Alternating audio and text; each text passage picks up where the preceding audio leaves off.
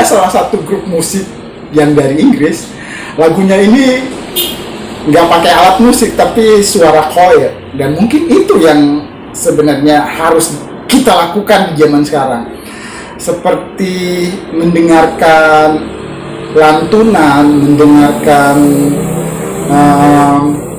apa istilahnya, suara saja, suara yang berirama. Jadi ada grup musik Inggris ini yang terkenal di zamannya, kalau terkenalnya mungkin 4 dekade yang lalu, The Beatles.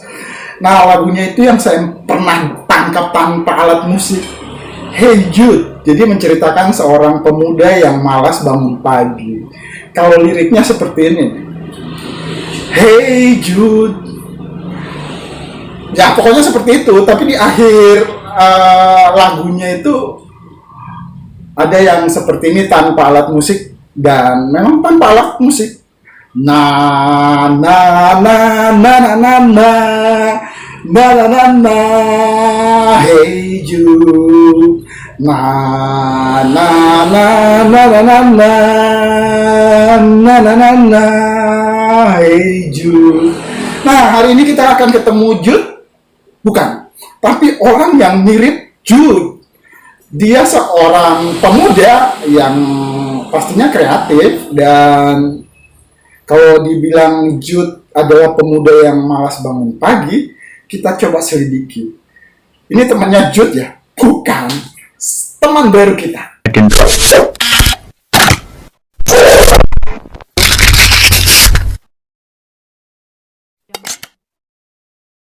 Di zaman sekarang ini banyak pemuda yang mirip Jude, tapi Jude itu sudah hidup di tahun 1960-an. Kalau teman baru kita ini mungkin generasi Z atau generasi milenial, kita coba tanya-tanya. Boleh dikenali? Siap, baik. Terima kasih banyak Om Ded sudah diundang di podcast Om Ded Sapa Teman. Nama saya Sandy Putrawan, biasa dipanggil Sandy. Kalau sempat tadi Om Ded ditanyakan apakah saya generasi milenial atau Gen Z, saya Gen Z. Oh ya, berarti kamu kelahiran 1999. 99, Widih. Belum banyak makan asam garam kehidupan. Saya panggil Mas Sandy. Sandy Putrawan. Nih, kita hidupnya di Indonesia, lebih ke arah timur, kita di Sulawesi. Lah kamu kalau saya tanya tentang suku bangsa, nanti nyangkutnya keras. Tapi kamu orang aslinya dari mana? Orang asli Sulawesi Tengah. Nenek dari bapak itu asal dari Dolo, Sigi. Ya, Sigi. Nenek dari mama juga asli dari Umar. Sigi. Berarti kamu orang Sigi. Orang Sigi Tokairi. Wih, orang Sigi Tokairi. Nah. Ya, kita ketemu teman baru kita, orang Palu asli, orang Kaili. Sandy, manusia itu kalau tidak punya kegiatan, ya berarti lumpuh dong. Manusia harus bergerak. Kalau istilah dalam bahasa Palu, ane ledo monggue, ledo mongguvi, ledo manggava. Jadi istilah itu yang mungkin saya pegang juga. Nah, kamu, apakah sesuatu yang kalau tidak bergerak tidak akan dapat? Itu artinya kamu berkegiatan sebagai apa sehari-harinya? Siap. Jadi betul memang Oke. Kalau semisal manusia hanya bermalas-malasan, tidak melakukan apapun itu, bukan berarti rezekinya tidak ada. Tapi dengan kita berusaha berikhtiar melakukan apapun itu, insya Allah rezeki itu akan dekat. Kalau keseharian saya Om Deddy, hari ini sedang lagi buka usaha. Oh ya? Buka usaha? Iya. Namanya Klinik Sepatu Palu. Klinik Apa Sepatu itu? PW. Iya. Klinik sepatu ini Om Deddy, dia merupakan usaha di bidang jasa pencucian sepatu, tas, dan helm atau topi sendal. Jadi bukan hanya dicuci, bisa juga diwarna kembali ketika warnanya sudah pudar, bisa direm, bisa dijahit, atau bisa mengganti warnanya. Dan di sini tempatnya? Di sini tempatnya. Di kota-kota besar, sesuatu yang aneh kita bilangnya, hal-hal yang seperti ini sesuatu yang baru. Jadinya orang malas mencuci perlengkapan pribadinya, katakanlah sepatu yang dulunya kalau kami generasi sebelum-sebelumnya biasanya di akhir pekan itu menjemur sepatu di genteng. Lah kalau sekarang kamu punya usaha klinik sepatu PLW ya, Sepatu PLW. klinik sepatu PLW ini ide dari mana? Ide ini Om Deddy sebenarnya muncul ketika saya waktu itu malas cuci sepatu. Ketika saya malas cuci sepatu, saya melihat situasi orang-orang di sekeliling. Seandainya orang-orang di sekeliling ini juga malas cuci sepatu, kita bisa menghasilkan nilai bisnis dari situ. Nilai uang. Yakni nilainya itu adalah jasa. Kita menjasa mencuci sepatu untuk orang lain. Nah, alhamdulillah sekarang ini kan Om Deddy sudah banyak sabun-sabun khusus untuk cuci sepatu. Ada. Sehingga sabunnya itu dia sudah tidak lagi perlu pakai deterjen. Karena sabun deterjen itu Om Deddy bisa merusak bahan sepatu. Oh gitu. Apalagi ketika kita mencucinya itu dijemur di bawah matahari. Itu sangat mudah merusak bahan sepatu Om Deddy.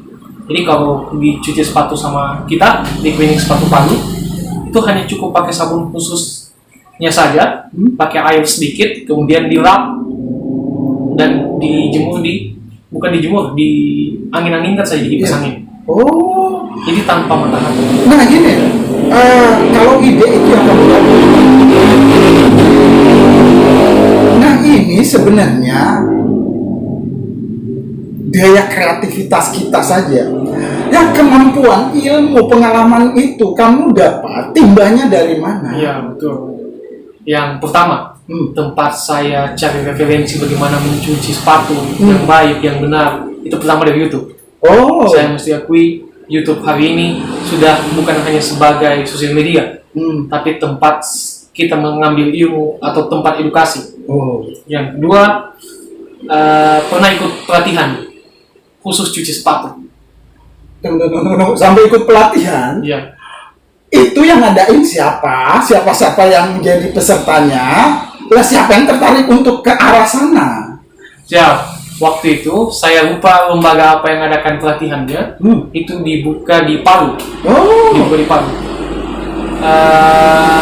Saya lupa sekali apa namanya. Ya, diabaikan. Jadi itu semacam lembaga yang membuat pelatihan untuk anak-anak muda, pelatihan barista, pelatihan untuk cuci sepatu, pelatihan industri kreatif bikin rotan di Anyam.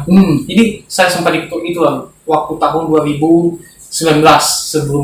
sesudah gempa. Ini siapa yang memotivasi kamu untuk ke sana? Waktu itu menjadi ikut pelatihan itu hanya sebatas ikut-ikutan.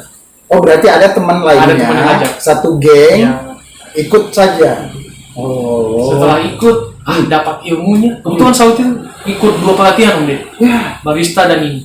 Oh. Cuci sepatu. Di tahun 2019 setelah tragedi bencana Sulawesi Tengah itu ya. Iya. Nah, waktu itu kamu umur berapa? Sekolah? Masih kuliah. Oh, kamu kuliah. Masih kuliah. Jadi ini kamu sebenarnya kuliah dan sudah punya usaha bisnis klinik sepatu ini. Sekarang Sekarang ini. Sampai kapan nih? Kuliah. Langsung usaha. Oh, kalau kuliah S1 sudah selesai. Oh, Tahun 2022. Ya. Ini lagi lanjut S2. kamu S2. Wih, hebat. Kita lanjutkan. Punya usaha klinik sepatu PLW sambilan. Kamu prioritas. Kamu ada pilihan utama, kuliah atau menjalankan usaha bisnis. Oke. Jadi alhamdulillah Om Deddy bukan ada yang prioritas sih, tapi bisa dibagi 50-50. Kalau pagi sampai siang urus bisnis, karena juga di sini ada karyawan. Ya. Kalau malam, kebetulan mata kuliah itu kuliahnya Zoom online. Iya. Jadi jam 8 sampai jam 10. Jadi pagi sampai siang sore urus bisnis, malam sampai tengah malam kuliah.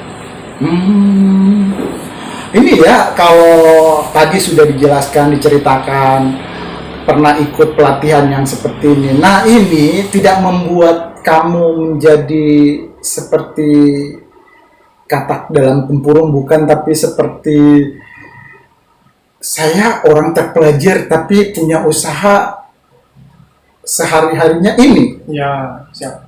Artinya mungkin lebih ke perasaan malu ya, Nah, kalau merasa gengsi kecil. malu ya pasti. Tapi ini kan usahamu. Tapi saya kuliah, apalagi saya sekarang menjalani hari-hari kuliahnya ya S2. Lah kamu tidak merasa sesuatu yang bertentangan atau sesuatu yang agak lain? Sama sekali tidak bertentangan Om Didi. Hah? Karena saya satunya manajemen, kemudian S2 ini manajemen juga. Meskipun nantinya insya Allah kalau memang takdir ditargetkan memang untuk kejar dosen di kampus. Di manajemen itu Om Didi memang diajarkan kita soal bisnis. Jadi saya kira memang lebih pada linear. Kita untuk bisnis sambil kuliah juga manajemen. Jadi memang kalau di kuliah waktu S1 dan S2 ilmunya kita dapat di kelas, kemudian di lapangan kita terapkan di sini. Masa mudamu berarti belum pernah karir di lingkungan kerja ataupun di sosial masyarakat bergaul dengan hiruk pikuk kehidupan yang kadang-kadang entah ke mana ke empat mata arah angin. Berarti setelah selesai S1 langsung melanjutkan S2? Langsung. Belum sempat bekerja? Sebenarnya kerja juga ada Om Didi. Ada? Oh iya. Waktu mulai tahun 2022 sampai 2024 kemarin, pasca pemilu, itu saya kerja di Bawaslu Om Didi. Itu staf teknis Panwascam di Kecamatan Palopo. Di Bawaslu. Sekarang ini juga lagi Om Didi, untuk pilkada, saya lanjut lagi. Tapi bukan di Bawaslu, di penyelenggara pemilu. Saya di KPU, Komisi Pemilihan Umum. Itu kemarin sudah dipercayakan juga menjadi komisioner panitia pemilihan Kecamatan Palolo. Tunggu, saya agak asing itu Palolo. Palolo ini wilayah Kabupaten Sigi sebelah tenggara, timur ke selatan. Palolo ini salah satu kecamatan yang ada di Kabupaten Sigi. Dia berdekatan dengan Kecamatan Ngoki, berdekatan dengan berbatasan dengan Kabupaten Poso, sebelah timur. Iya, kalau kita nih ya anak muda, kamu masih muda, pasti jiwa yang masih menggebu-gebu, apapun masih bisa saya lakukan. Ya, yang penting jangan takabur. Dengan ketiga kegiatan di hidupmu sekarang, studi, lalu juga punya sedikit bisnis kecil-kecilan ini, lalu lagi ada tugas dari pemerintah atau apapun itu, kamu bisa membagi waktu. Bisa ya? Bisa, sejauh ini masih bisa lama. Karena alhamdulillahnya kalau di bisnis ini ada karyawan yang bisa handle. Ada yang bisa saya percayakan untuk fokus ini. Jadi saya hanya mengawasi beberapa hal yang telah dikerjakan. Iya. Itu ya? Iya. Kalau saya mau lihat nih, Sandy Putrawan, banyak betul kegiatanmu. Yang saya tanya tadi, kamu bisa membagi waktu? Bisa. Lah, gimana saat-saatmu kamu ngerasa jenuh? Maksudnya kalau jenuh ya batas manusiawinya juga. Kamu pernah merasa capek? Karena capek juga kamu masih muda, pasti tidak pernah merasa capek. Di mana kamu merasa sampai di sini batasnya? Saat itu hampir sampai di titik capek putus asa. Di saat semua waktu itu berdekatan dengan hari H pemilu, waktu itu 14 Februari, berdekatan juga dengan urus bisnis, urus sedikit permasalahan di sini, ditambah dengan tugas kuliah juga yang begitu berat waktu itu. Jadi saya sempat berpikiran untuk sepertinya ada satu yang dikorbankan, antara pekerjaan, kuliah atau bisnis. Lebih dekat, lebih akrab kita. Kamu terlahir di keluarga yang mampan, maksudnya bisa membiayai kamu sampai di perguruan tinggi, sampai melanjutkan lagi S2 sekarang. Kamu dari mana asalnya? Apakah bapak kamu punya lahan garapan seluas 3 gunung gitu?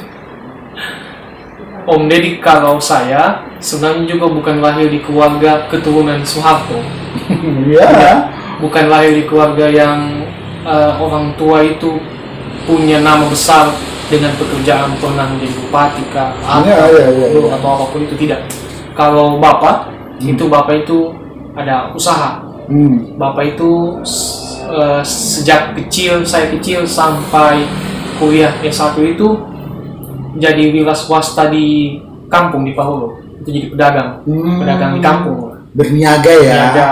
Nah, kalau mama waktu saya lulus SMP itu alhamdulillah terangkat menjadi PNS dan mengajar di salah satu sekolah TK di SMA dan Bangor. Kebetulan di kampung sendiri juga. Iya. Nah, begitu lulus S1 dan lanjut S2 ini Om Deddy, alhamdulillah sedikit mengurangi beban orang tua.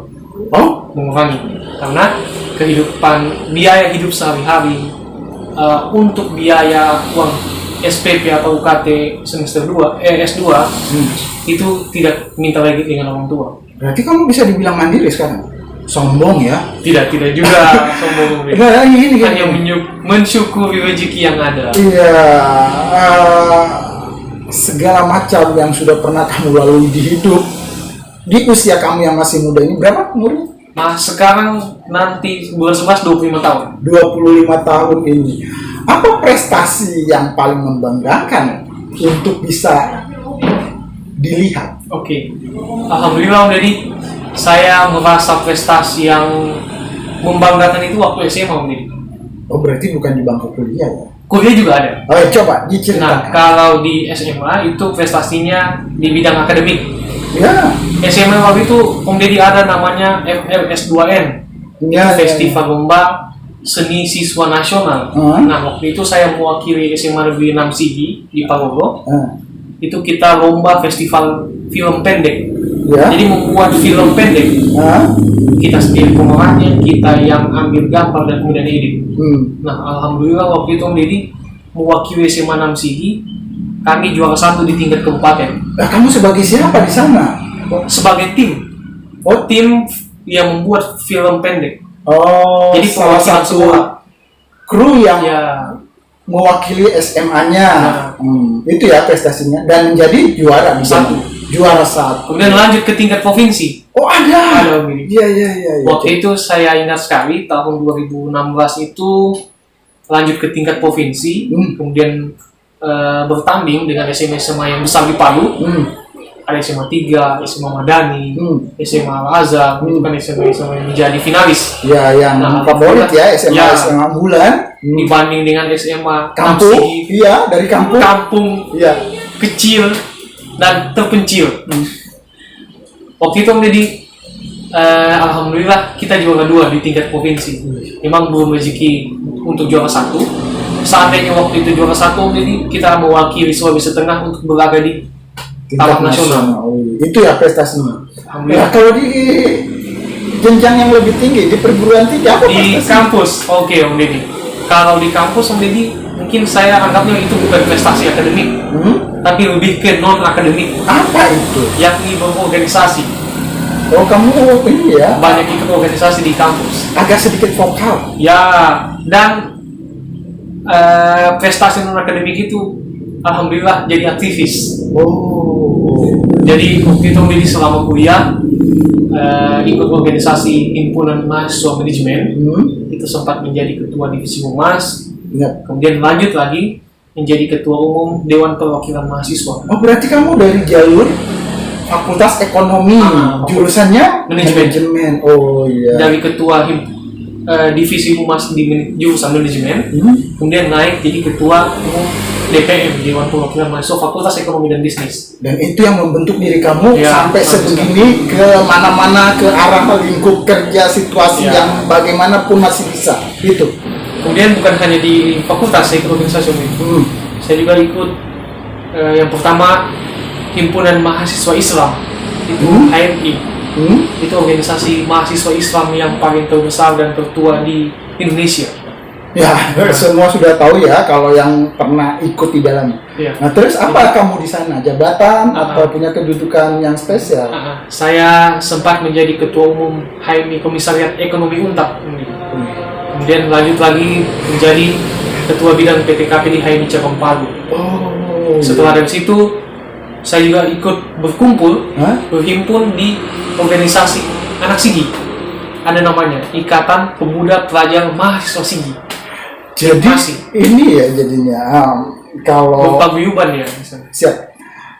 Kalau berorganisasi ketemu dengan para aktivis, kamu sudah pernah lalui itu. prestasi akademik, non akademik juga sudah ditangkap. Apa yang membuat kamu sampai sekarang masih tetap ingin? Apa kamu punya obsesi saya mau jadi calon bupati Sigi, atau apa yang membuat kamu kayak terdorong untuk lebih lagi dari sini? Karena manusia memang tidak pernah merasa puas, rasa manusiawinya seperti itu. Nah, kalau kamu, adakah target-target tertentu di usia 30 tahun saya sudah menjabat sebagai? Iya, Om Didi. Kalau untuk target ke depan, 5 tahun ke depan barangkali, yang pertama targetnya itu bisnis ini harus lebih matang, dia harus lebih besar, bercabang, dan lebih maksimal dalam aktivitasnya. Yang kedua sebenarnya Om Didi, target karena saya sekarang lagi S2, target yang paling dekat itu masih sebatas menjadi dosen. Itu Mendaftar sebagai dosen. Entah kampus mana yang buka, harapannya sih Universitas Trisakti. Karena saya lahir dari Untar. Iya. Bagaimanapun ilmu dan pengalaman pembelajaran dari dosen-dosen di Untar itu sangat bermanfaat bagi saya. Itu ya. Jadi yang paling dekat itu masih menjadi dosen. Kalau untuk ke jalur politik, ini yang saya belum bisa pastikan. Sampai di usia kamu 25 tahun, dulu di zaman anak-anak kita sering ditanyai di kelas atau orang tua yang ketemu, ditanya cita-citanya apa? Kamu cita-citanya apa di zaman ini? Waktu SD Om Didi, saya bahkan pengen bilang itu cita-cita jadi dokter. Ya, ternyata jadi dokter ini juga biaya pendidikannya tidak murah. Orang tua juga belum mampu sanggupi waktu itu. Jadi ya berbelok lah, masuk di fakultas ekonomi. Di beberapa konten ini kita ketemu dengan anak-anak muda yang punya kreativitas dan berprestasi, dan Sandy Putrawan ini salah satunya. Kita ketemu lagi. Sandy saya panggil ya. Sandy ya. Sandy Om Didi. Sandy. Banyak teman-temanmu, banyak juga di lingkungan keluarga pastinya anak-anak muda. Kamu tidak bisa menularkan sesuatu yang ada di diri kamu ke mereka. Oke, baik Om Didi. Yang pertama yang saya bisa tularkan ke sepupu atau keluarga itu tentang bisnis Om Didi. Ya. Banyak sepupu yang hari ini juga sedang buka usaha UMKM, lebih ke makanan usahanya, dan juga lebih pengajakan ke sepupu itu. Ini bahasa pengajakan ini baru saya dengar. Apa ya? Mengajak mereka lebih ke apa yang sedang saya geluti. Masuk organisasi di kampus, membaca buku, dan berbisnis. Kamu jadinya lebih ke lihat saya, atau coba kamu bisa perhatikan apa yang saya lakukan, kira-kira saya bisa kamu tiru. Betul. Seperti itu. Kalau Kalau mengajak secara langsung, kan kamu sudah menimba ilmu dari mana-mana saja ini. Lah kalau mengajak secara langsung, mari kita buat semacam komunitas atau apa? Komunitas. Siap. Nah, kalau komunitas Om Didi, sekarang ini kebetulan juga lagi diajak. Itu turut serta membesarkan ada komunitas bisnis, komunitas wirausaha namanya. Iya. Itu namanya Tangan di Atas, TDA. Nah, di Sigi itu Om Didi, belum ada cabang TDA. Sekarang itu masih ada di Palu, di kota-kota besar. Nah, sekarang ini Om Didi, karena juga fokusnya di bisnis, nah, saya ajak teman-teman terdekat, keluarga-keluarga yang terdekat, orang-orang yang lagi berbisnis, untuk saya ajak gabung dan membesarkan TDA Sigi.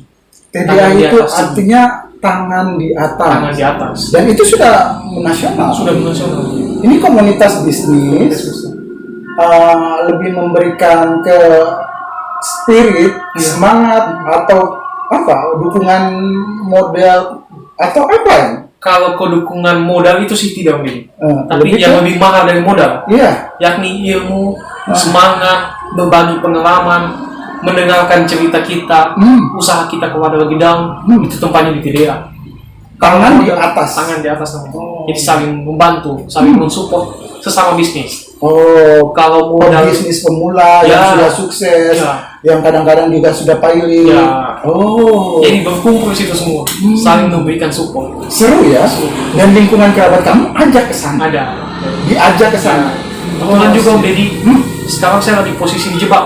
Apa itu? Dijebak menjadi ketua umum TDA Sigi. Ya karena kamu dilihatnya mungkin bisa, dan berbagai macam pengalaman yang sudah kamu ceritakan, orang menilai kayaknya mampu. Itu Kalau ya? dipercayakan, alhamdulillah. Dan sebisa mungkin amanah.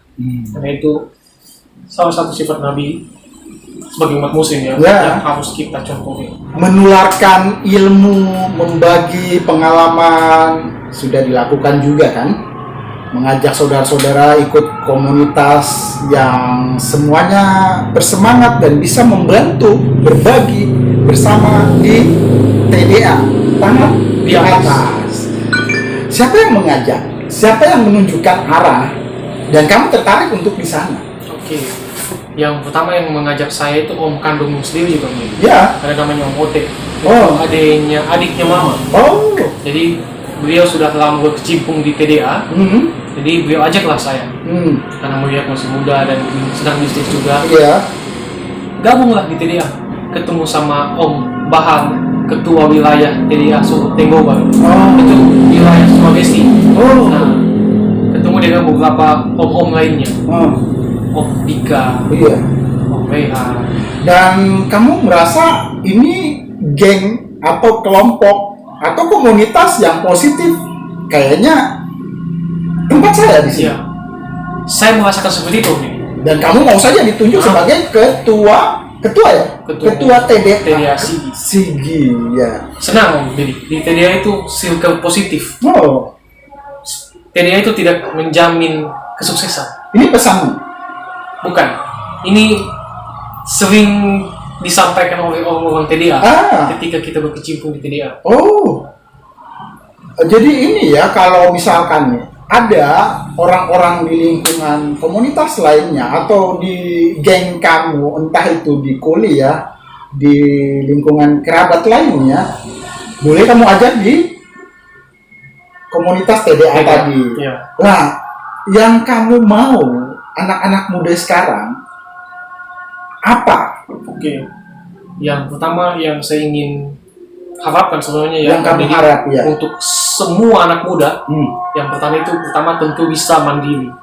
Mandiri ini bisa diaplikasikan melalui buka bisnis kecil-kecilan yang nantinya insya Allah itu akan yang menjadi membesar. Kemudian yang kedua, perbanyak masuk organisasi agar bertambahnya relasi.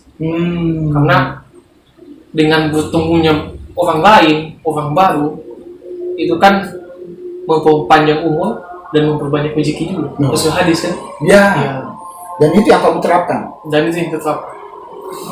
Apa sesuatu yang konkret yang bisa saya lihat? Ini bukti dari kerjamu. Dari seorang Sandy Putrawan. Bisnis? Bisnis ada, iya. Sudah bisa dilihat ya bisnis sepatu. Nanti kapan-kapan kita ketemu lagi, kita lebih mendetail bisnisnya ini apa sebenarnya. Apa harus cium-cium aroma sepatu atau gimana? Nah, bisnis.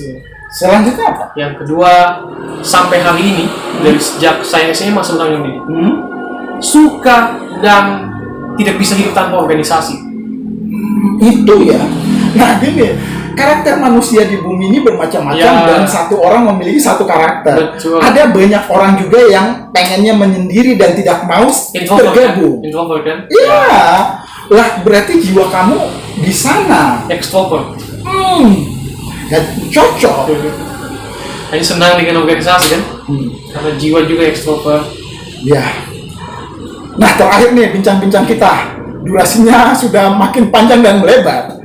Apa pesan-pesan untuk teman-teman lainnya? Tadi sudah pesannya, sudah bisa ditangkap juga. Nah, pesan yang lebih spesial. Pesan yang lebih spesial. Ya. Oke. Yang pertama, jangan lupa subscribe. Itu Kalau itu, Om Deddy Sapa Teman. kalau itu ya sudah, nanti di akhir tayangan juga akan ada pesan yang spesial untuk teman-teman yang mungkin saat ini dan nanti akan menyaksikan bincang-bincang kita ini. Yang pertama, Om Deddy selama hidup jangan lupa pada dua hal, Ya. yakni bersyukur dan ikhlas. Bersyukur ketika kita mendapat rezeki, musibah, apapun itu disyukuri. Kemudian ikhlas pada apapun itu, karena kita percaya Allah Subhanahu Wa Taala itu sudah mentakdirkan kita. Di sini tempat kita, di sini kita akan diusahakan, di sini kita akan hidup. Seperti itu. Jadi berusaha saja, ikhtiar saja semampunya kita. Urusan sukses dan tidak itu urusan Tuhan yang menentukan. Ini seperti Mungkin pesannya lebih ke agamis sih. Iya. Kalau untuk memotivasi tadi semuanya sudah dijelasin. Tapi ini lebih ke kata-kata yang ada di sosial media Instagram Bang Sandy Putrawan. Terima kasih sudah menyaksikan channel Dedi Sapa Teman hari ini. Semoga bermanfaat dan menjadi sesuatu di teman-teman sekalian. Terima kasih. Assalamualaikum warahmatullahi wabarakatuh. Yakin usaha sampai.